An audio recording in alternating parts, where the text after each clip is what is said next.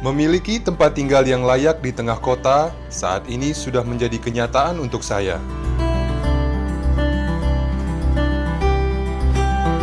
Saat ini, kami dan keluarga lebih memiliki harapan pasti tentang hidup.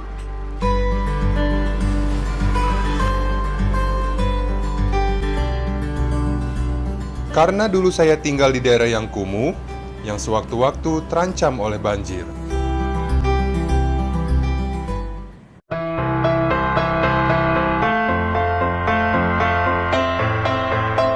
Dipastikan tahun ini akan ada lebih dari 20.000 warga akan mendapat rusun seperti ini. Karena Pemprov DKI Jakarta akan membangun 57 tower rusun sekelas apartemen.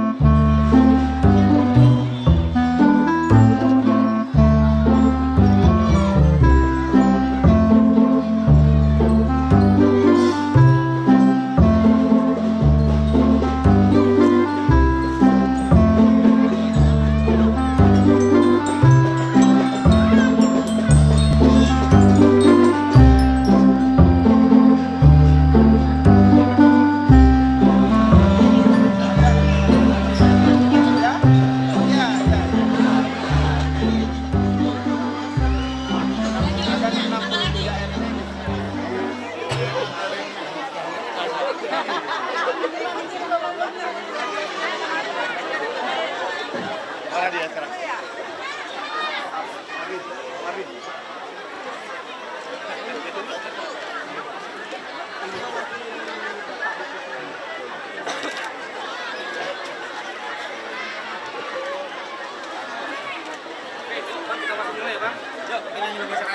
Menyanyikan lagu Indonesia Raya.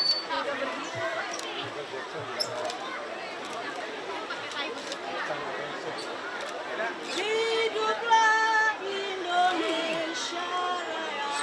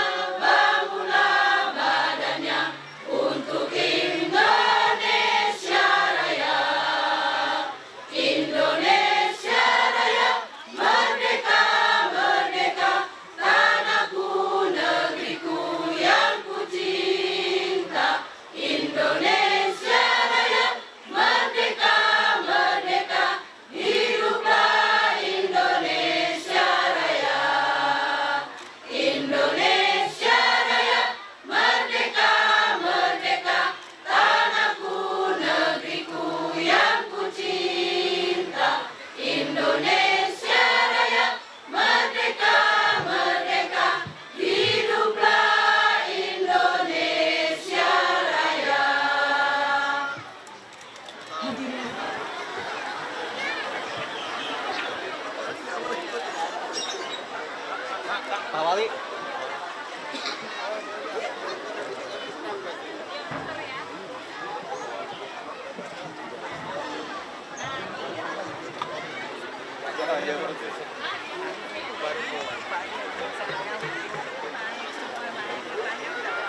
Makanya tadi saya suruh minjem.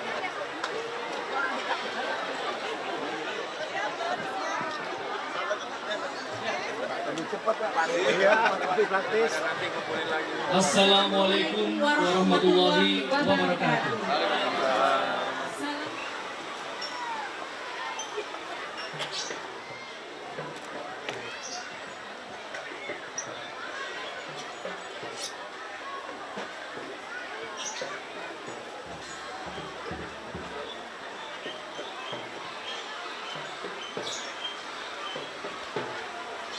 Ikrar Kampung KB. Kami warga Ciganjur. Satu. Siap menjadikan Kelurahan Ciganjur sebagai percontohan Kampung KB di wilayah Kota Administrasi Jakarta Selatan. 2. Siap dan senantiasa bersedia membantu pemerintah dan masyarakat untuk mensukseskan program KB di wilayah Kota Administrasi Jakarta Selatan. 3. Siap bekerja keras meningkatkan kualitas keluarga di wilayah Kota Administrasi Jakarta Selatan.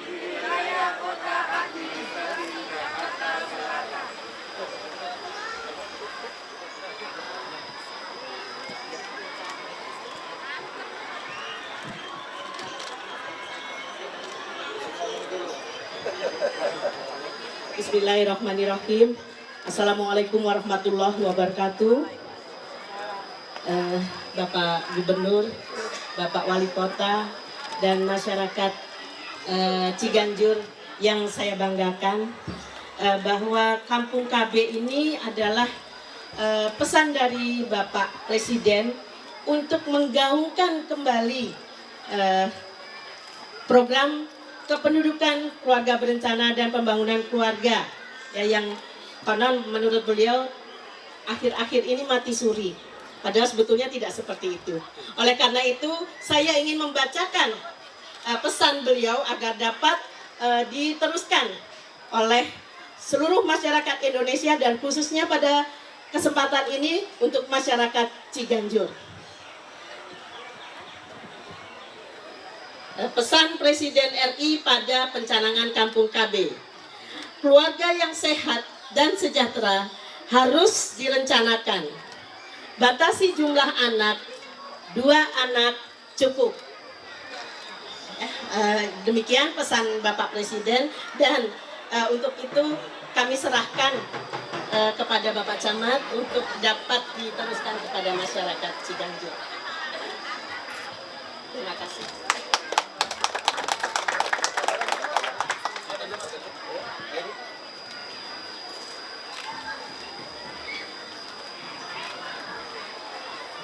Ya, baik, terima kasih.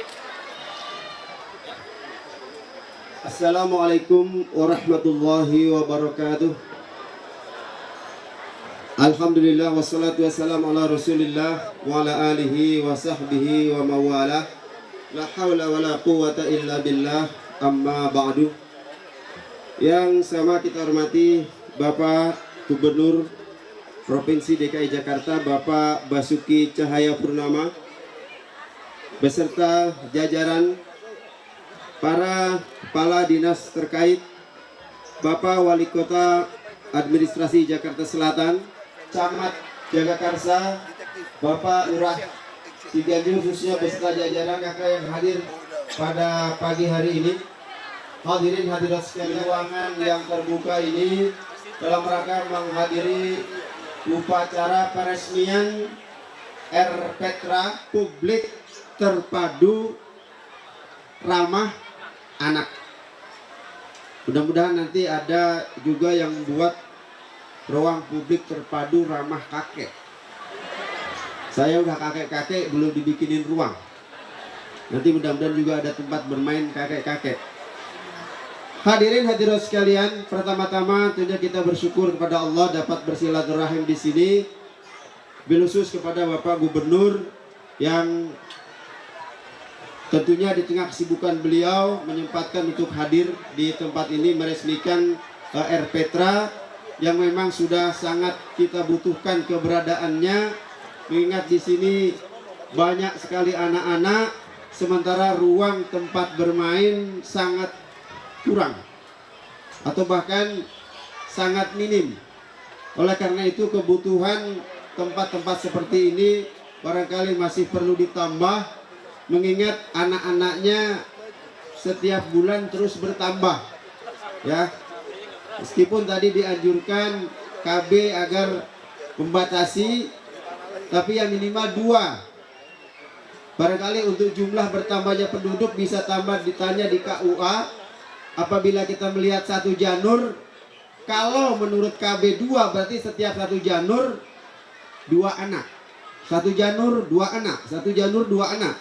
Kalau setiap gang, setiap minggu kita lihat janur ada, berarti setiap gang, setiap minggu bakal tambah 2, 2, 2. Maka RPtra-nya harus setiap 5 tahun tambah 1 minimal. Bapak dan Ibu sekalian, tentunya dengan keberadaan RPtra ini akan meringankan lingkungan untuk tertumpuknya anak di jalan-jalan, tertumpuknya anak di tempat-tempat yang bukan tempat bermain. Terus terang Bapak Gubernur, sampai saat ini di Ciganjur ini apabila ada ruang, apabila ada lapang, mungkin hanya 5 kali 6 meter, bisa akan dijumpai 5 buah bola di situ. Dengan anak-anak yang bermain lebih dari 20 anak. Sampai kita punya masjid itu halamannya di lapangan bola. Kita tidak bisa marah karena memang tidak ada tempat main bola anak-anak. Hadirin sekalian, terima kasih. Yang selanjutnya kami sampaikan juga kepada PT Astra Internasional TBK. Dari semalam saya pikirkan TBK ini apa, trading apa begitu. Baru saya tanya kepada beliau di belakang tadi, ternyata itu terbuka. Jadi TBK itu terbuka, maksudnya apa? Jadi kalau mau beli saham, ya yang model bagaimana aja ada gitu maksudnya. Ya. Kira-kira begitu. Terima kasih kepada Astra Internasional telah dengan kerjasama baiknya dengan Pemda telah membuat Air Petra ini. Mudah-mudahan nanti di tempat lain juga ada dibangun tempat-tempat seperti ini. Kemudian juga tentunya dari tadi himbauan untuk keluarga berencana. Bapak dan Ibu sekalian, lahan ini berpindah kepemilikannya dari kebetulan sesepuh kita di sini tahun 82. Sekian tahun itu lapangan tempat ini menjadi tempat jangkrik dan belalang. Kemudian belakangan baru dibuat lapangan bola. Alhamdulillah bermanfaat bagi lingkungan untuk main bola. Selebihnya pohon-pohon, tanaman yang boleh dibilang pertanian juga nanggung, ya hanya sekedar untuk kebutuhan ala kadarnya. Alhamdulillah lebih dimanfaatkan lagi ini dengan pembangunan Air Petra. Satu lagi impian masyarakat Ciganjur yang kalau bahasa saya lahir di sini Pak Gubernur, di tanah ini bahkan tuh 50 meter dari sini. Sudah 7 lurah sejak Ciganjur ini ada pemekaran.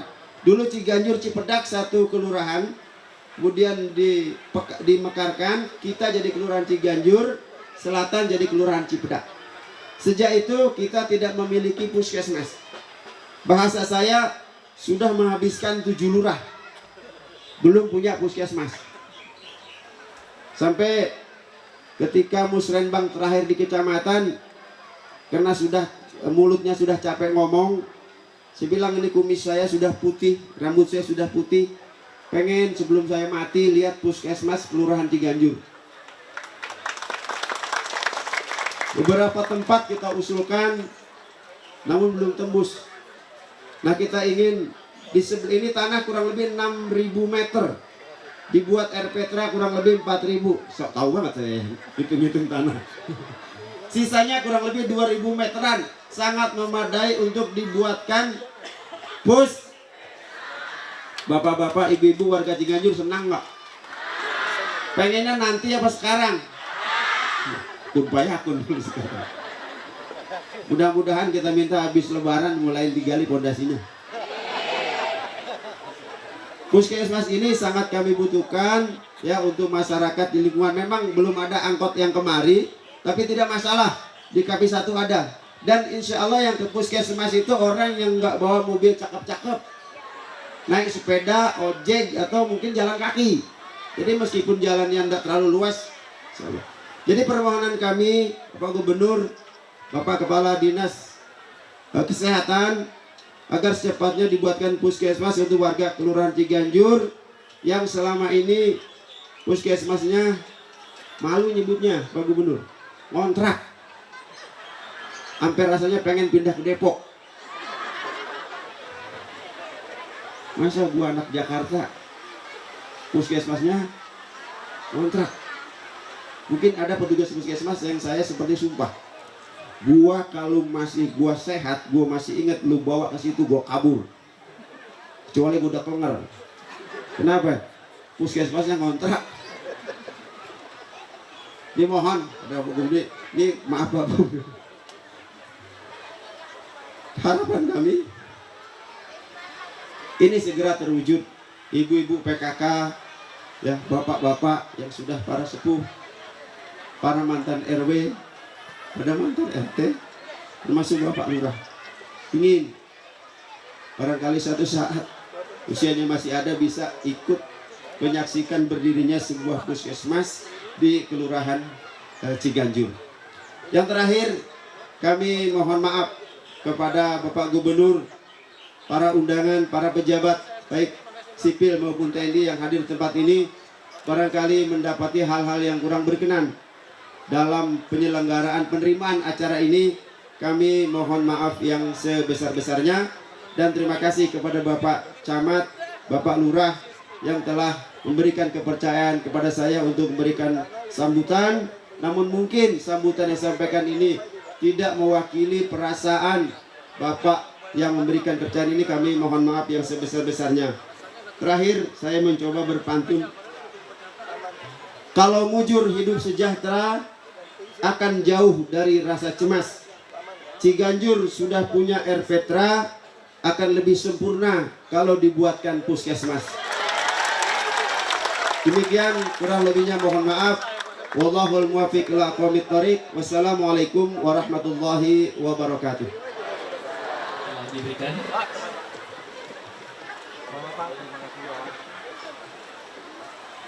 Sambutan berikutnya akan disampaikan oleh Chief of Corporate Communication, Social Responsibility and Security PT Astra International Tbk. Yang terhormat Gubernur DKI Jakarta Bapak Basuki Cahayapurnama, selaku dan yang terhormat Wali Kota Kota Administrasi Jakarta Selatan Bapak Haji Tri Kurniadi SH.MSI, MH. Assalamualaikum warahmatullahi wabarakatuh.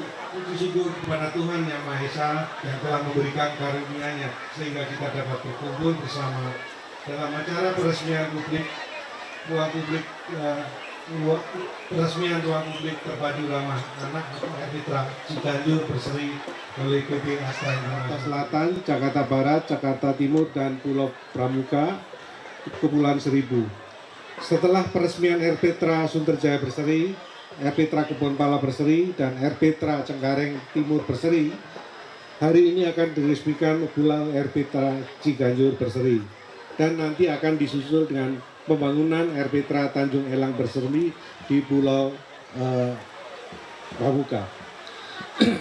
RPTRA Ciganjur Berseri dibangun pada tanah seluas 1.100 meter persegi dan dilengkapi berbagai fasilitas umum di luar ruangan seperti lapangan olahraga, taman interaktif, taman gizi, arena bermain anak, dan kolam gizi.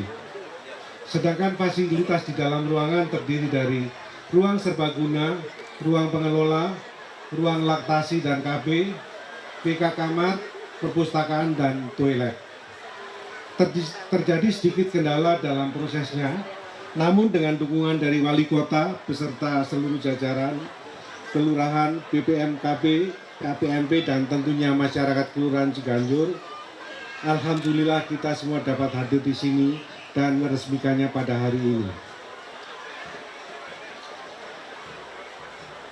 Yang kami sampaikan sebagai akhir kata adalah kami sangat berharap agar kita semua terus dapat bergotong royong, karena yang paling penting adalah bukan membangunnya, tapi adalah bagaimana kita memelihara dan memanfaatkan fasilitas ini sebaik-baiknya.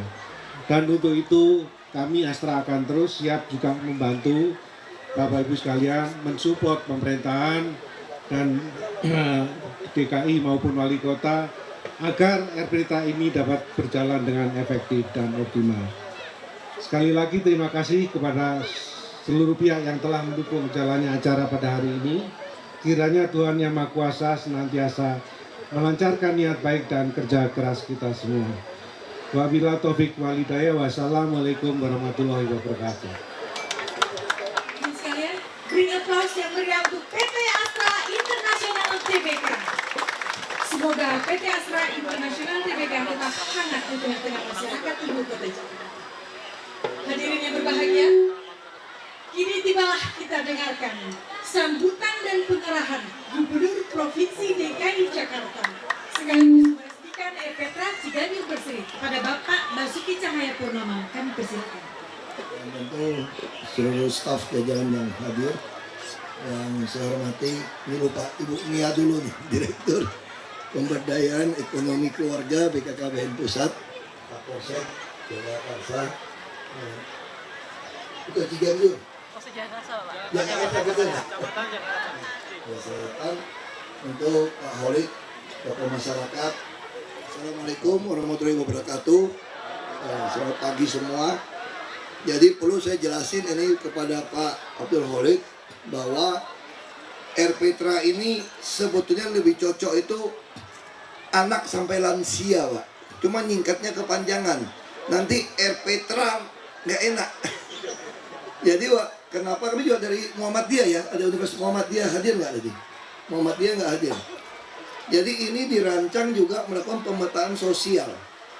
Jadi waktu kami membuat ini, mungkin Bapak ingat ada dari Universitas Muhammadiyah datang ngomong-ngomong. Nah, supaya apa? Supaya yang kami bangun ini membuat ibu-ibu yang lagi hamil sampai yang kakek neneknya itu nungguin cucu cicit betah di sini. Nah, itu konsepnya. Nah, terlebih bersyukur lagi, konsep kami yang lain adalah kalau bisa RPTRA itu di depan kantor lurah, di puskesmas, bahkan di masjid sebetulnya, Pak. Nah, kami juga ada tugaskan, ini mungkin saya mau ubah lagi strategi, beli lahan dari dinas-dinas ini payah, Pak. Mungkin banyak komisi nih, komisi nggak jelas, nggak beli-beli tanahnya. Sampai bulan Mei nggak beli-beli. Saya lagi mau ubah ke wali kota, mudah-mudahan wali kotanya nggak mirip itu. Saya pengen kalau ada tanah masjid, misalnya gitu, atau tanahnya masyarakat di tengah penduduk yang padat, mungkin di tengahnya itu mau ikhlas jual aja rumahnya atau tanahnya. Sehingga kami akan membangun RPTRA di tengah-tengah kampung. Nah, target saya sudah tugaskan Ibu Din sama Ibu Ika kemarin. Saya ingin tahun depan itu sudah mesti belajar, targetnya bangun 200 RPTRA. Karena tiap tahun ini kita mungkin dapat target 150 hanya 130 ya, Pak. Tapi ada juga di rusun sebetulnya. Jadi total bisa tercapai. Kami gunakan anggaran kami. Ya, kalau orang mau ikut CSR silakan, kita yang kurangin. Karena dalam teori itu 2.500 warga sebaiknya punya satu RPTRA. Lalu RPTRA ini untuk apa? RPTRA ini sebagai ibarat kami ingin Bapak Ibu itu saling kenal sebetulnya. Selama ini kita hanya kenalnya di hajatan. Yang meninggal, ada yang kawinan, kitanan, nggak sempat ngobrol sebetulnya. Jadi kalau ada RPTRA, Bapak Ibu itu bisa hampir tiap pagi, tiap sore ngumpul sebagai tetangga. Jadi saling kenal, oh ini cucunya Pak Haji Khalid gitu kan. Oh ini kakeknya. Oh rupanya ini besannya, mertuanya, menantunya. Nah kalau saling kenal, mereka akan saling memperhatikan dan mempedulikan. Nah ini konsepnya seperti itu. Makanya kami rancang sebaik mungkin tempat ini semua orang betah. Ada perpustakaan, sampai saya katakan kalau di sini masih adem. Kalau bagian lain Jakarta tuh panasnya minta ampun. Kalau udah panas, kita bayangkan begini, ini teori dokter ini. Bayi yang berapa hari, berapa bulan mau disusuin dari ibunya. Tempat rumahnya sempit, panas. Itu anak nangis nggak tidur. Padahal bayi itu selain butuh nangis, olahraga, dia juga butuh tidur. Supaya seluruh sel organ tubuh ini waktu tidur itulah dirajut, kira-kira begitu. Nah kami mau menyediakan laktasi, tempat nyusu pakai AC itu, Pak. Jadi minimal si ibu nyusuin anaknya itu, anak bayi ini tidur lelap karena ada AC.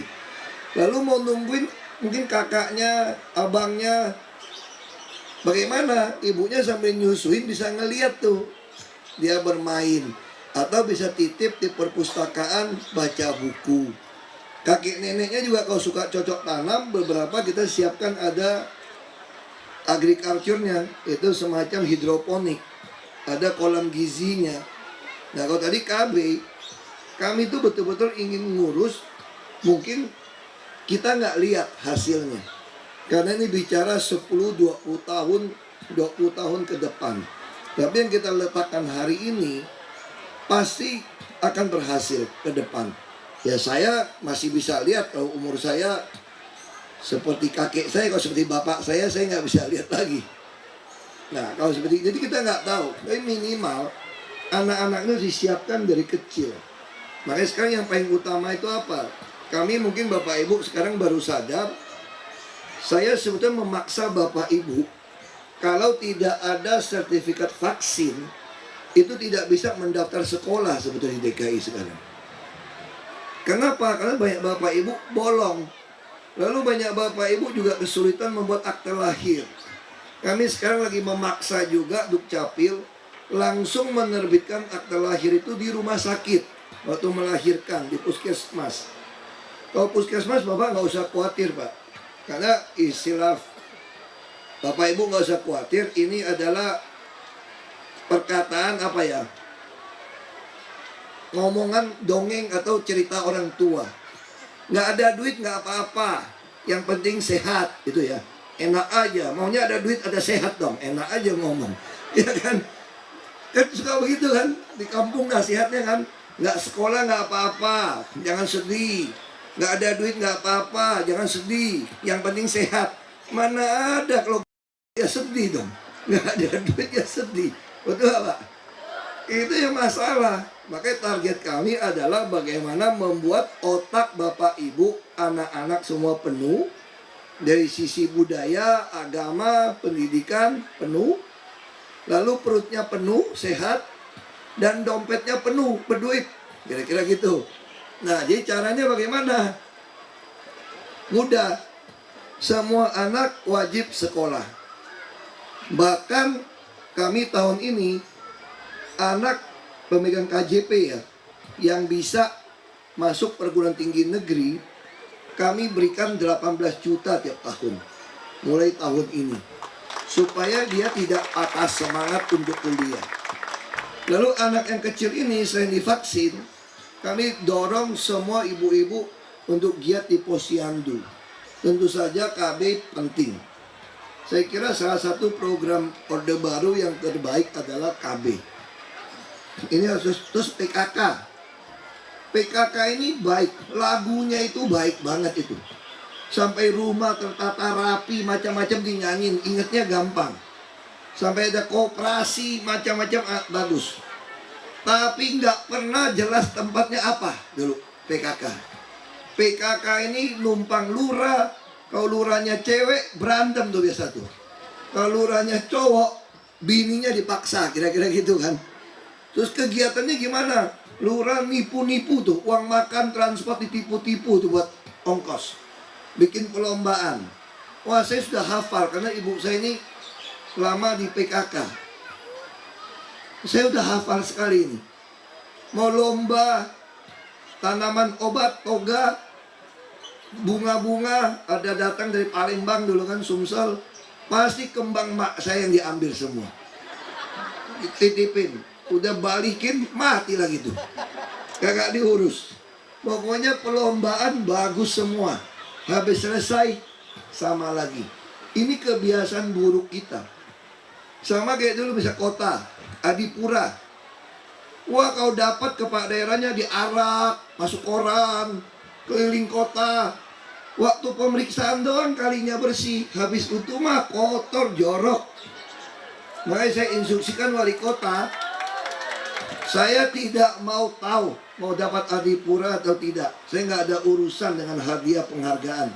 Tapi kalau saya lagi kawinan kampung Sabtu Minggu, ada sungai kali yang jorok, lu siap-siap aja ganti pemain cadangan udah. Oke, gitu aja udah. Ngapain Adipura pusing amat. Hari ini yang mau jadi lurah yang tes 970 orang. Yang mau jadi lurah nih. Karena lurah gajinya lumayan sekarang. Terus saya mau kasih 2 juta lagi tiap bulan lurah sekarang. Buat kawinan. Supaya kawinan datang biar kenal masyarakatnya yang mana. Sambil cek wilayah. Nah, jadi dari sisi kesehatan dicek. Sekarang apalagi yang kami pikirkan? Saya melihat data konsumsi daging.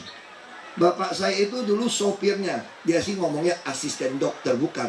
Sopir dokter Belanda bapak saya sebetulnya. Tapi gaya ngomongnya kan asisten dong ya. Asisten kan bantuin kan. Jadi kalau ke kampung-kampung itu dokter, benar-benar bapak saya selain sopir dia jadi asisten. Bantu-bantuin. Catat, dengerin. Ini siapa? Bantuin. Bapak saya sering dengar kalau orang sakit di kampung, pasti dokter Belandanya marah. Kamu tidak makan sop daging sapi ya? Harus ada sop daging minimal seminggu sekali supaya anak-anaknya sehat. Sendi semua orang tua baik. Kalau nggak kamu nggak sehat. orang itu butuh lemak. Butuh lemak. Masak sop, kasih kentang, kasih wortel, kasih sayur gitu kan. Bapak saya itu ketanam tuh. Bapak saya, makanya waktu saya SMP, kalau juara kelas, bapak saya pasti bilang gini, kamu masih kalah sama anak kampung yang juara 2, juara 3. Kok bisa?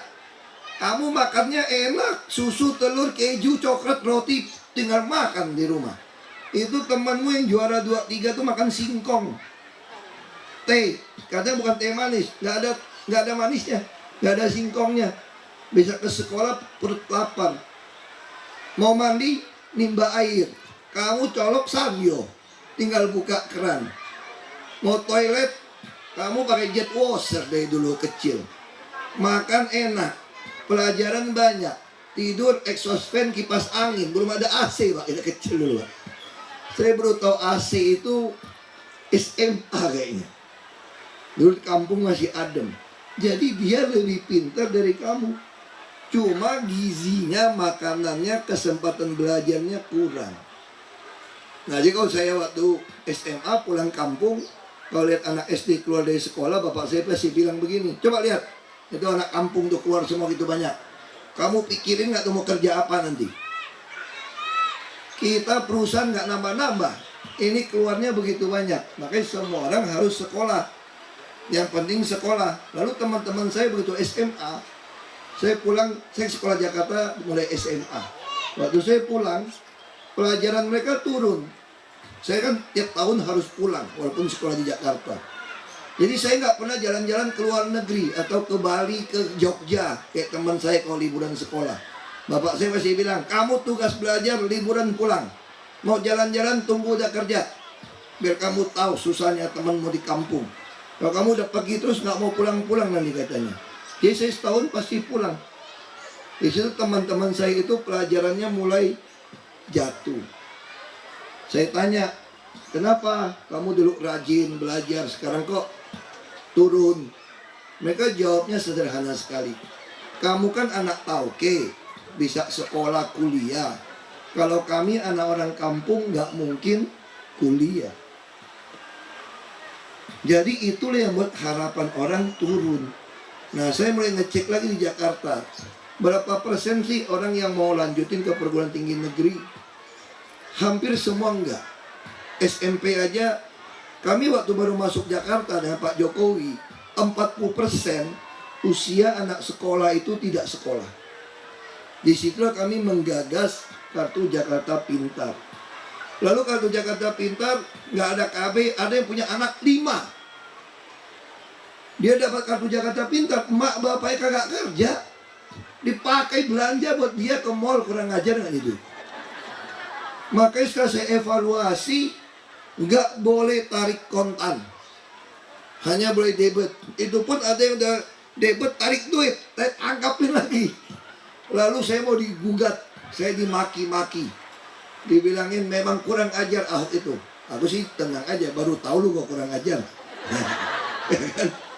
Yang penting duit nggak boleh dicuri ini, karena ini untuk anaknya. Nah, ini mulai jalan. Nah, semangatnya bagaimana? Makanya saya hitung, kalau dia kuliah di Jogja atau di Solo atau mungkin di Lampung, 1,5 juta biaya hidupnya lumayan bisa. Jadi kami putuskan 18 juta per tahun. Bagaimana kalau ada anak yang masuk perguruan tinggi swasta dan swastanya juga bagus, nggak sanggup? Kami punya Yayasan Beasiswa Jakarta yang akan mencoba menolongnya. Jadi ini selesai. Masalah ini selesai. Masalah apa lagi yang belum selesai? Kesehatan. Kesehatan orang Jakarta ini ada masalah juga. Ini pengalaman saya waktu jadi bupati. Saya adalah bupati pertama yang mengasuransikan seluruh rakyat. Asal sakit, mau ke puskesmas, siapapun kagak bayar. Karena orang kaya kagak mau ke puskesmas, gampang biar bedainnya. Pasti dia ke praktek dokter swasta. Lalu kalau dirujuk, asal masuk kelas 3 kagak bayar. Gimana? Itu cara bedakan orang miskin, orang mampu. sama yang tidak. Orang mampu tidak mau kelas 3. Satu kamar mandi, 10 ranjang, bangun pagi besok udah pulang ke akhirat sebelah. Stres dia. Satu kamar mandi. Pasti orang mampu kelas 1, kelas 2, atau VIP. Nah, saya mulai ketemu lagi masalah. Orang muslim kalau meninggal kan usahakan kalau meninggal itu ya kubur hari itu juga. Kalau malam ya besok. Saya suka cek rumah sakit. Kalau Sabtu Minggu itu di luar kota, di kabupaten lain. Saya dulu Kabupaten Pemekaran. Kami nggak ada dokter hebat, harus dirujuk ke kabupaten. Wah, kadang-kadang oknumnya itu suka mintain duit tambahan macam-macam. Orang miskin stres. Dulu masih askeskin. Saya Sabtu Minggu kalau habis kawinan ke kota, aku ganti batik, ganti kaos, nyelenap ke rumah sakit. Paling satpam yang kenalin saya. Woi Pak Ahok, diam lu ya. Nah, aku mau nyelenap masuk rumah ke kamar-kamar opname, dimintain duit gak lu? Dimintain Pak. Mana dokternya? Datangin. Jangan Pak, saya takut Pak, minimal saya catat. Akhirnya saya mulai ngerti harus punya rumah sakit. Itu baru kepikiran bikin rumah sakit sendiri, kasih gaji yang baik. Saya ketemu lagi sakit, minta pulang, meninggal. Loh kok meninggal? Saya kesel, datangin rumahnya, udah dikubur. Kenapa bapak mak lu? Apa sakit? Bapaknya sakit yang satu contoh ini.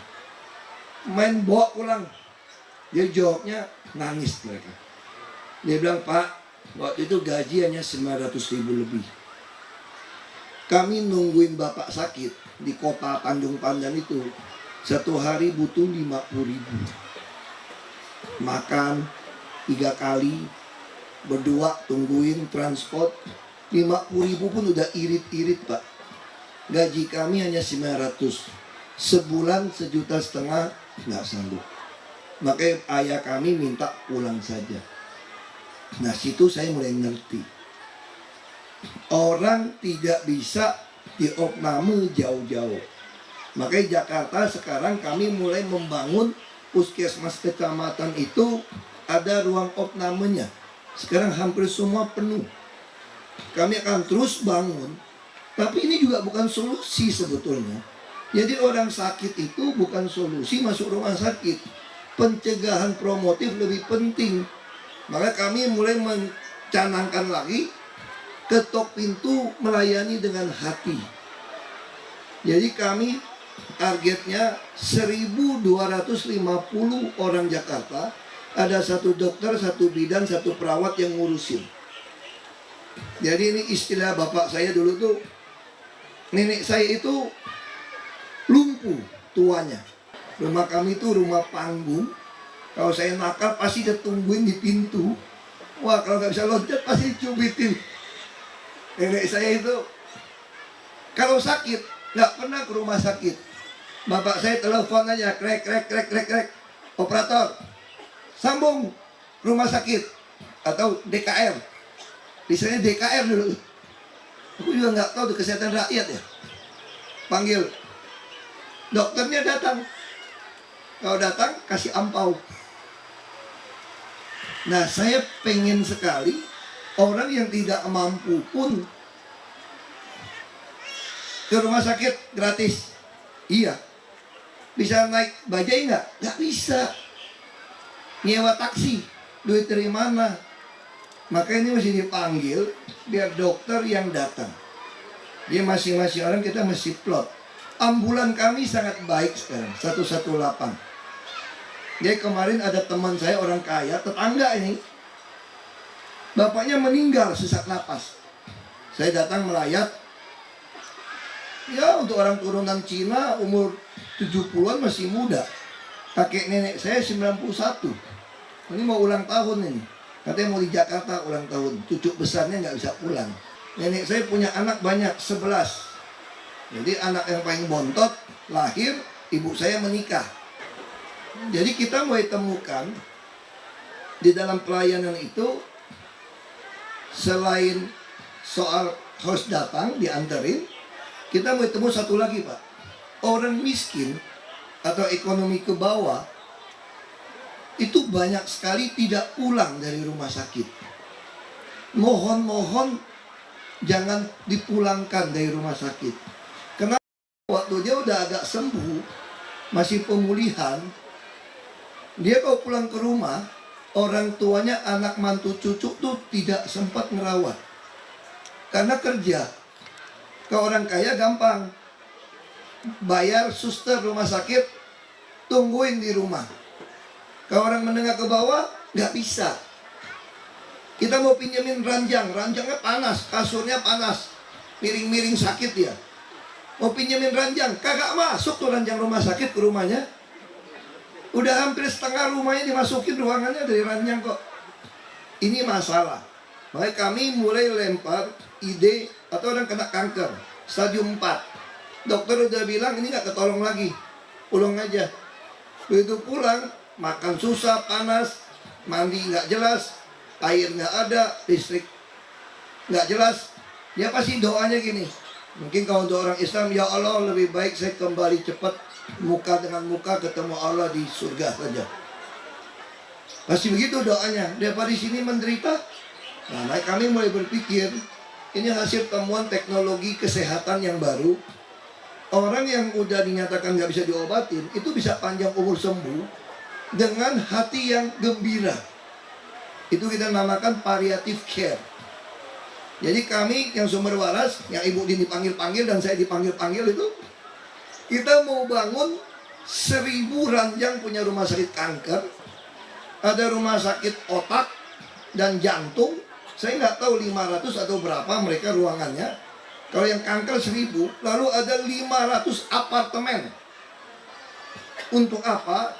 Untuk orang-orang yang sudah tidak mungkin sembuh obat ini, biar dia tinggal di apartemen mewah kayak orang kaya. Ada kolam renang, ruang musik, perpustakaan. Nggak bayar kalau yang nggak mampu. Supaya dia doanya apa tuh nggak? Ya Allah, kalau bisa perpanjanglah waktuku di surga dunia ini sementara. Betul nggak? Sehingga umurnya akan lebih panjang. Sekarang Jakarta lomba umur panjang ini nomor 1 loh kita. Jadi kesempatan hidup orang Jakarta udah berapa Bu? 76 atau 78? 78 tahun. Jadi orang Jakarta kalau Bapak Ibu nggak ngerokok, nggak minum, alkohol, nggak macam-macam, nggak sakit hati sama orang. Ya kalau sakit hati kan sakit mati bener nanti. Nggak iri dengki. Kalau iri dengki kan semua empedu hati sakit itu. Kita bersyukur, terima kasih sama semua orang. Pasti umurnya 78 tahun, karena rata-rata. Nah, kalau saya dianggap orang Jakarta, ya lumayan juga lah, 28 tahunan lagi. Kira-kira gitu ya. Nah ini diukur ini. Itu yang kami mau lakukan. Jadi dari sisi kesehatan, kami mau urus dari janin, gizinya sampai tua. Lalu bagaimana cerita daging sapi tadi? Nah ini saya pelajarin nih. Kenapa orang Amerika badannya lebih gagah, lebih gede dari kita? Kenapa orang Argentina juga gede? Australia gede, Eropa gede. Mereka makan dagingnya gak adil dia. Orang Australia makan dagingnya 16 kilo rata-rata setahun. Orang Eropa sedikit, 10 kiloan. Amerika, Australia 14 kilo. Berapa orang Malaysia? 5,8. Orang Jakarta berapa? 5 kilo per orang per tahun. Itu mah bukan ibu-ibu yang di kampung. Saya yang makan 30 kilo dihitung juga di situ. Bagi. Jadi anak orang kampung saya tanya, makan daging nggak? Enggak Pak. Lebaran aja beli rendang, sekilo potong 20 iris. Kadang-kadang mak gua potong 60 iris. Ya gimana enak tuh rendang jadi 60 iris. 20 potong dong baru empuk itu rendang. Nah itu, kami lagi berpikir nih, udah gini aja deh. Saya tahun ini mau uji coba, lagi minta izin. Kita udah urus sapi NTT. Ini sapi kan memang beku ya. Kami nanti akan jual, pemegang KJP, anaknya yang punya KJP, satu anak, boleh beli 1 kilo sapi, sebulan, hanya 35.000 per kilo. Jadi di rumah tiap hari masak sup. Anaknya keempat gimana? Wah memang hoki dapat 4 kilo tapi kurang ajar, melanggar KB, 2 anak cukup. Saya agak susah ngomong KB Bapak Ibu, tau nggak? Karena saya pun anaknya 3 soalnya. Ya bocor-bocor 1 boleh lah. Saya tadi mau punya anak 5. Istri saya bilang, lahirin sendiri. Gimana lahirin sendiri? Repot kita ya gak? Mau lahirin dari istri yang lain, nyalinya nggak ada gitu. Ini masalah nyali ini. Nggak ada gitu. Kita gini-gini kan istiqomah Bapak Ibu. Ikatan suami takut istri kalau di rumah. Nah itu kira-kira tentu kita terima kasih sama Astra. Beliau dukung sekali. Udah 5. Memang yang 63 pertama itu semua dukungan swasta. Karena saya minta anggarkan mahal-mahal semua. Ini habis berapa Pak? 800-an. Ya, di bawah 1 M. Yang kami susun anggaran kurang ajar, keluar-keluar udah 3,5 M. Ember lu kira. Itu masalahnya kalau pemerintah udah barangnya jelek, mahal lagi. Makanya saya suruh swasta bikin. Kalau swasta jelek, boleh dekin lu. Nah, ini udah bagus, dapat barang bagus. Baru pakai ini kita lelang pakai dana pemerintah. Jadi tahun depan, mulai tahun ini, kita beli tanah nih Pak Wali. Mau beli tanah yang banyak, kita akan bangun RPTRA, targetnya tiap tahun nanti 200-200. Bisa swasta, bisa kami. Kita lagi rapikan tahun ini Taman Kalijodo. Memang jauh dari sini. Saya kalau Sabtu Minggu orang Ciganjur mau ke sana, di situ ada tempat main skateboard, main sepeda, tamannya, sungainya dekat Waduk Pluit, juga Kota Tua. Jadi 2 tempat kami akan bangun taman. Kota Tua itu kami akan bangun kira-kira 270 miliar. Duit saya, bukan. Ini duit-duit minta pengembang, kompensasi. Kan dia mau naikin bangunannya. Boleh nggak? Saya nambah 10 lantai ke atas. Boleh. Tapi kan udara punya Pemda bos. Ya kamu kan naik nih, lu mesti bayar. Terus bilang nggak ada aturannya, memang nggak ada. Bikin perjanjian dong, kalau nggak izinin. Nah duit-duit ini kita dapat 4,5 triliun. Kita untuk bangun semanggi, bangun trotoar, dan kita di Monas, Bapak Ibu, Ibu-ibu terutama, kalau ke Monas juga nggak usah takut nggak minum. Banyak orang sakit ginjal gara-gara ibu-ibu nggak mau minum. Repot ke WC katanya. Kami mulai bangun di Monas, ternyata saya dihitung ada 8 lokasi. Itu toiletnya itu seperti toilet mall dan hotel. Jadi Bapak Ibu bisa makan minum seharian pakai AC toiletnya. Pegawainya tunggu di dalam biar nggak bau ketek. Keringatan gitu. Lapangan banteng juga. Jadi kami mulai mendorong WC kita itu sekelas mall, hotel. Kemarin dari Arab Saudi kontak hotel kita punya hotel nih, sudah ganti manajemen Jakarta Turisindo, mau kirim orang belajar manajemen hotel yang bersih dari Arab loh, dan dia bayar kita.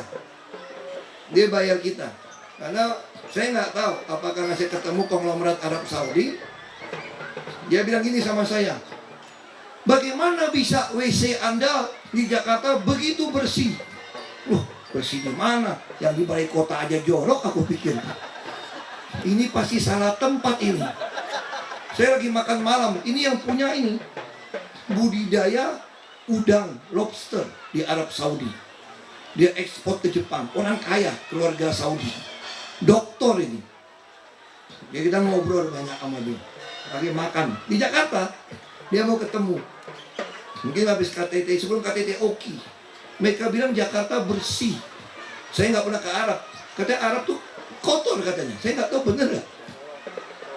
Katanya Arab kotor. Hotelnya juga kotor katanya. Karena bagi orang Arab bukan pelayanan, yang penting tinggal. Kan ibadah dong. Ibadah nggak perlu servis yang bagus dong. Satu kamar bisa 6 orang katanya. Nah, dia belajar. Nah lucu apa tuh waktu dia ngomong. Terus saya tanya, kamu ke WC yang mana? Kira-kira gitu. Pakai bahasa Inggris. Aku nggak bisa bahasa Arab. Jadi Terus dia bilang, istrinya yang cerita. Di mana? Di mall. Ya pantes dong. Sejak itu saya berpikir, lu kalau datang lagi, gua ajak ke Monas, makanya aku mau sulap WC Monas itu kayak mall. Biar orang Arabnya kaget, bener-bener lu. Saya betul bilang, waduh untung ke mall. Kalau ke yang lapangan Banteng, mati lah aku. Yang ke Monas, gawat ini tisu yang agak ada. Nah sejak itu, ya dong kita mesti tunjukin kita hebat kan. Tapi nyatanya dia kirim ini mau pelatihan di hotel kita. Ada perusahaan hotel Arab untuk belajar maintenance kebersihan hotel. Ini menarik. Tapi saya nggak tahu ada hubungan nggak dengan konglomerat ini. Mungkin ya, saya nggak tahu. Ini pertama kali dalam sejarah perusahaan Arab, hotel di Arab kirim orang ke kita belajar tata hotel. Tapi itulah yang kita mampu. Jadi artinya apa? Dari sisi pendidikan, otak, kesehatan kita mampu. Bangsa kita ini mampu.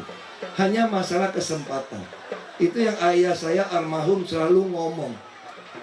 Kalau saya juara di Trisakti, datang bapak saya ngantar duit, ngomongnya gini. Aku udah kayak tip recorder bapak saya itu. Saya tungguin, kamu bayar uang kuliah kan. Dulu nggak bisa transfer bank. Bapak saya nenteng kontan datang. Ya nggak banyak dulu, paling 1 juta, 2 juta dulu mahal. Dia datang, tungguin. Nah begitu jemput naik taksi kan, Trisakti kompleknya besar.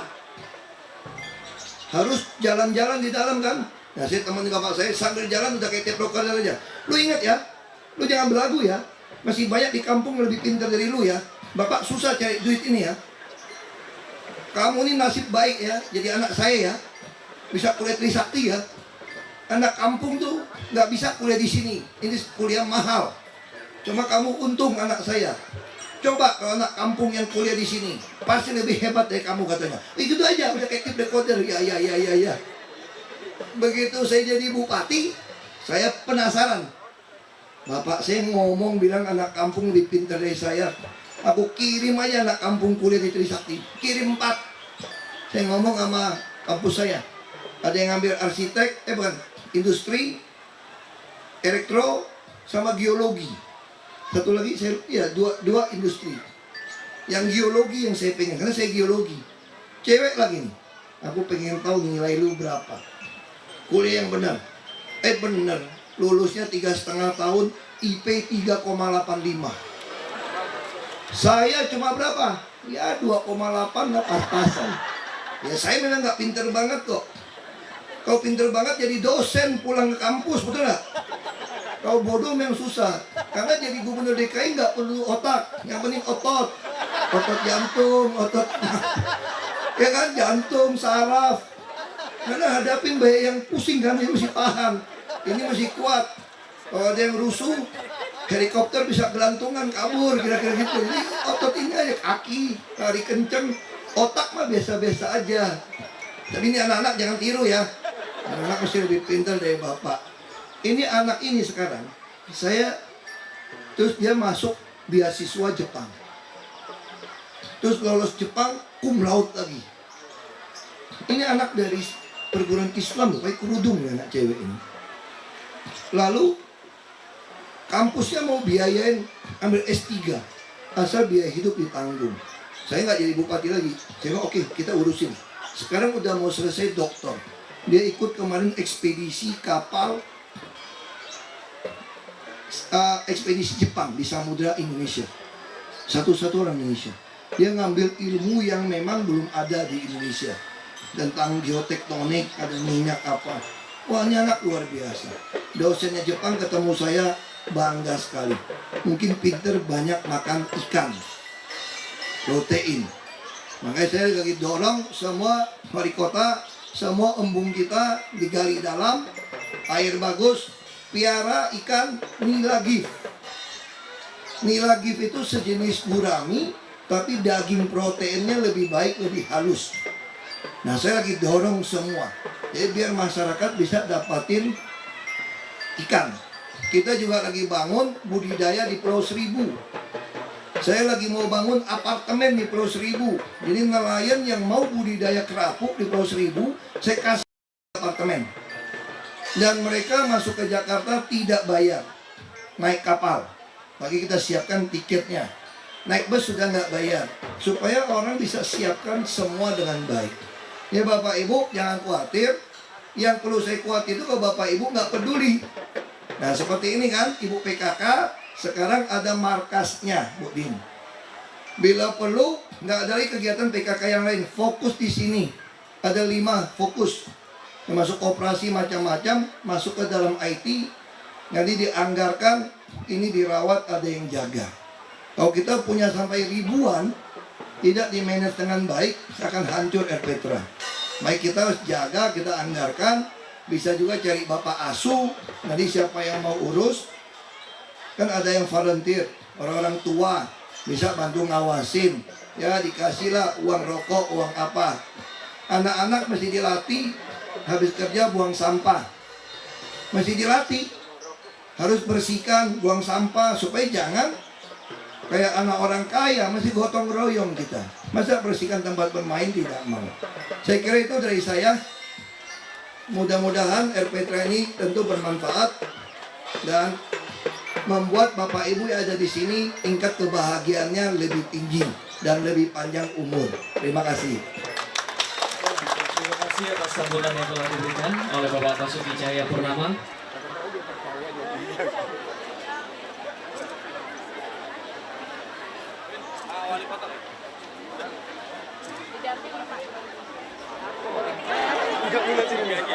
Bu Eka bisa mundur dikit.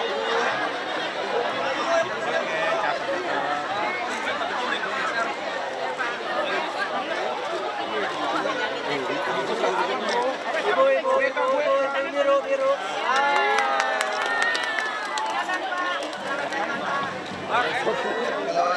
Kalau yang Astra pakai berseri Pak ya? Iya. Semuanya untuknya ada berseri Pak Astra. Trennya Pak. Bismillah. Trennya. Bapak. Ayo. Mari. Silakan.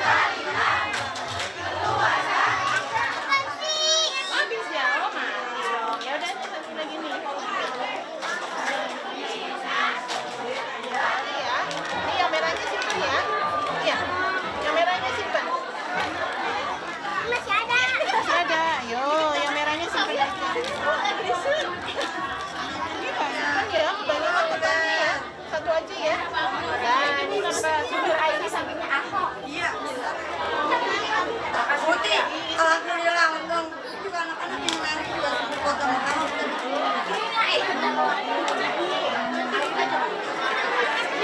Sana Bu.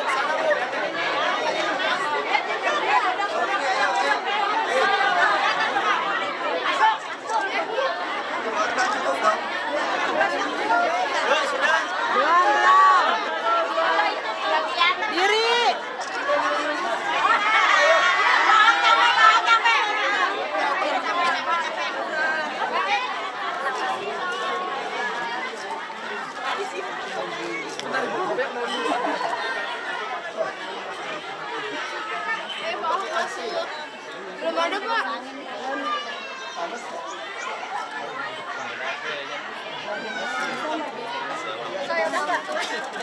Jakarta udah nggak bisa tambah kasih. Ini standar. Ini Pak ya mau kasih satu kasih.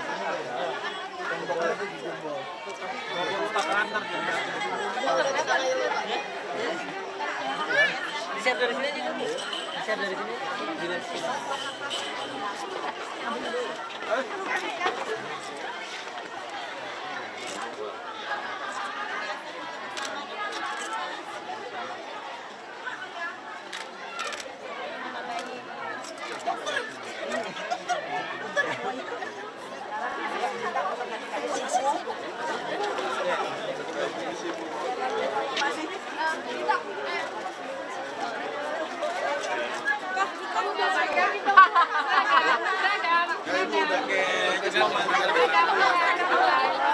Tadi udah juga, Mas. Cantik. Mana? Ini pegangan Pak. Ngerasain itu dulu, Pak. Ya, pincau. Alhamdulillah. Minum, Pak. Organik, Pak. Jawa, Pak. Alhamdulillah. Ya, 20 Jawa ada bibitnya.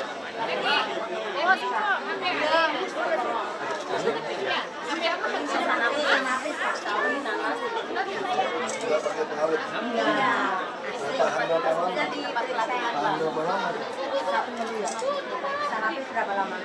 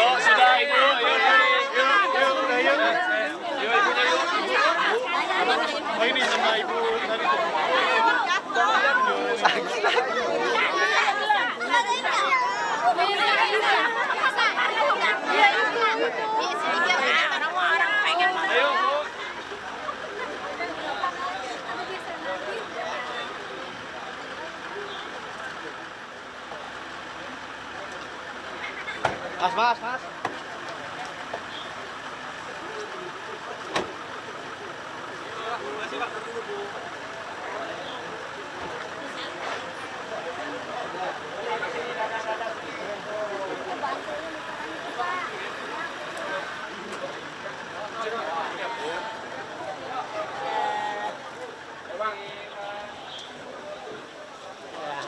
Bapak mobil.